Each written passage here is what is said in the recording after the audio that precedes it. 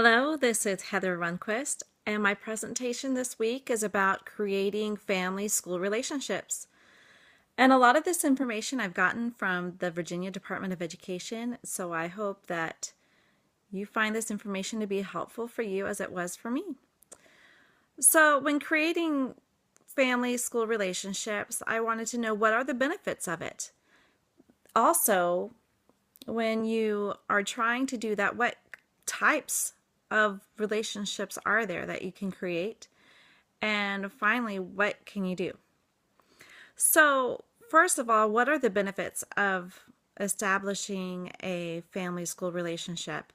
And first of all, when children have their parent support at school, that is more of an indicator of what kind of learning they'll have than even their social status. So I thought that was really pretty incredible, actually. They'll have improved grades and test scores. They'll have a more positive attitude towards schoolwork. Their behavior will even be better and more positive. They'll get their work done and on time. They'll participate in the classroom, and they will also be there and on a more regular attendance basis.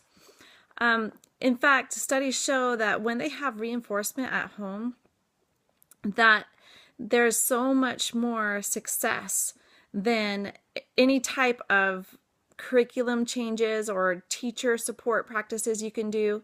They're just not as successful without that parent support.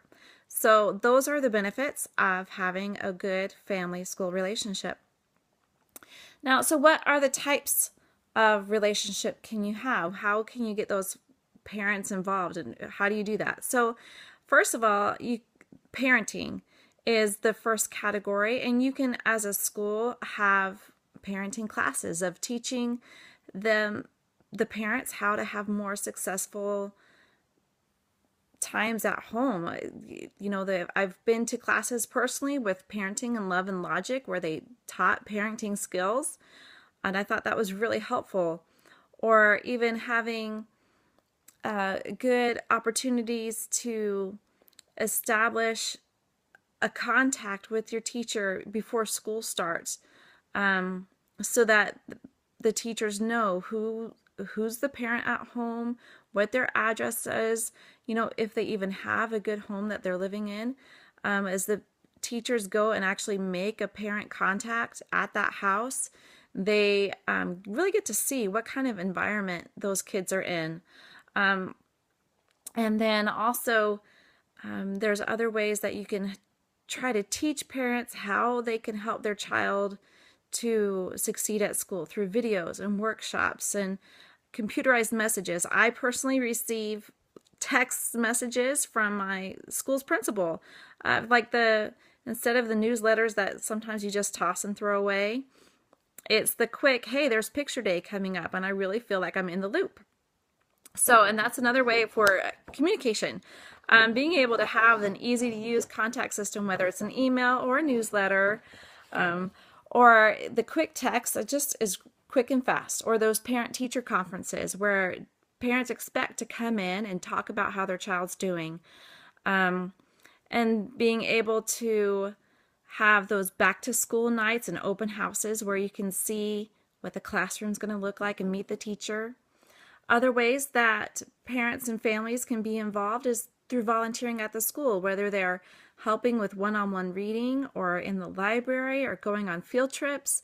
They can use their skills. They can even cut paper and make classroom supplies available by being in the school's media center, running off copies and doing things where they can be involved and be in the school and be a part of what's going on. Another way that parents and family can be involved in the school environment is to have interactive homework activities. My children have their behavior charts that I sign each day that go back to school so the teachers know that I've seen them. They have homework assignments that might even just be for the entire week, where we can have that work into our schedule at home. If we're busy or have soccer practice that night, we can skip it and do it the next night because it's not due until Friday. So if they have an assignment book that comes home, that folder each day and goes back to school each day, it's been really helpful for us. Another way that we can have families involved is if they're a part of making decisions, that they know that their voices are heard in the school. Our principal has had a little principal chat or principal breakfast in the morning where they have some fruit and bagels ready so parents can come in and address their concerns during the school day. Or you can have your PTO meeting at night. As long as there's some good family-friendly ways, you can help to keep them involved in those critical issues, and making sure that parents understand what their resources are as well. And finally, you can collaborate with the community when you have an Adopt a School program, or a church can come in and help set up the bulletin boards for the beginning of the school year, or have Chick-fil-A night where proceeds go towards the school and benefiting the school. Those are all fun ways of getting your community involved and getting kind of the name out there, and just school spirit and school pride. Everybody who comes can see their teachers in a setting outside of the school, which is also a little bit of fun. This not the normal. And finally, so what are some of the things that you can do to implement these ways of creating that welcoming environment where you can build trust with your families and they want to be a part of the school? What are some ways to do it? So you've got to really make sure first that you've built a relationship of trust with your student. If you let them know that you care about them, then that's going to be what they bring home and what they say. I like this teacher. And maybe those parents will just want to come in and meet this teacher that they're talking about. Do you express appreciation for the parents that do come in and say something and have ideas about their child?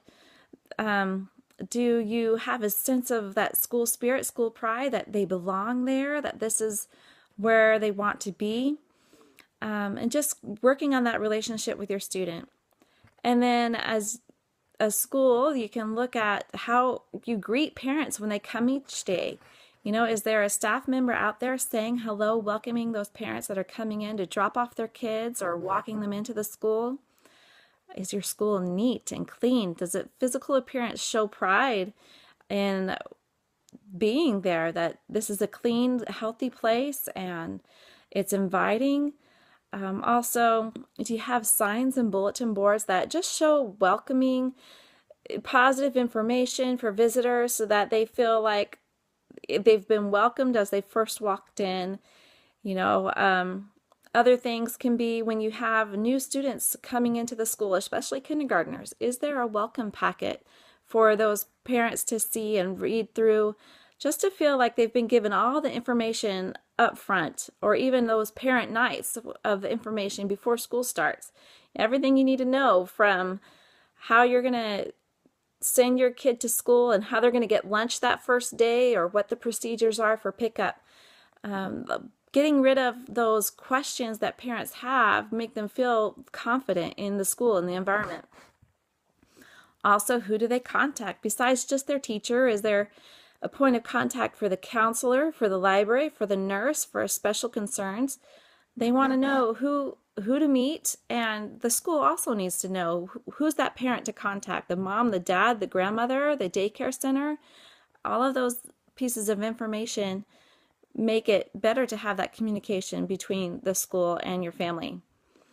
Also, so many schools now have different populations of different ethnicities. Is it Vietnamese, Spanish speaking, or are they going to be needing other language translation services? And when you send home print materials, can they read it? If everything's in English and the parents don't read English, that's not going to be very helpful. And also, are the messages that are sent home friendly? Is the tone warm and inviting, or is it commanding and more of a dictatorship? So you've got to make sure that it's a happy note to read. And when parents have concerns, are you prompt to get back in touch with them and let them know that you've seen their email or heard their voice message on the phone and you're looking into it right away? And if there's a concern in the classroom, do you let the parents know right away, hey, this happened today, you might want to know about it, and we'll see if this pattern continues so that we can talk about it? Or how would you like to move forward on this together. Other things to do is to offer group activities like multicultural celebrations. You don't just have to celebrate Halloween and Thanksgiving. You can do Cinco de Mayo and other wonderful days to celebrate that have different meanings for different cultures.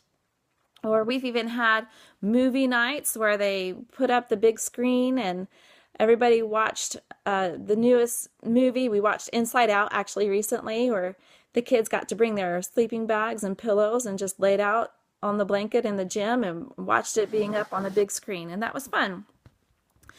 So also other ways to build that trust is to reach out to the parents with the home visits or phone calls, because I know teachers don't necessarily have time for home visits, but other ways to meet parents, whether it's through a celebration for Veterans Day, to invite those parents to come in and see the kids doing something, or Cocoa with Santa.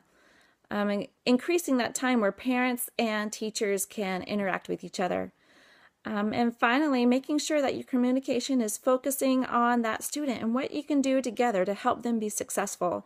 Those are the kinds of things where parents really do want their children to do well. And when it's a team effort, they feel included as part of the process, again, part of that decision-making process.